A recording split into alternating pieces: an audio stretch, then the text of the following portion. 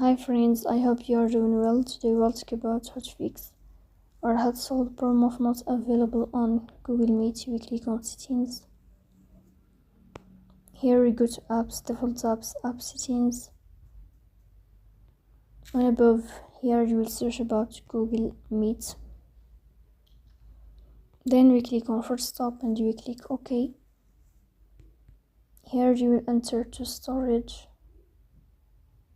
Then we click on clear cache. Then we go to Play Store. We'll search about Google Meet.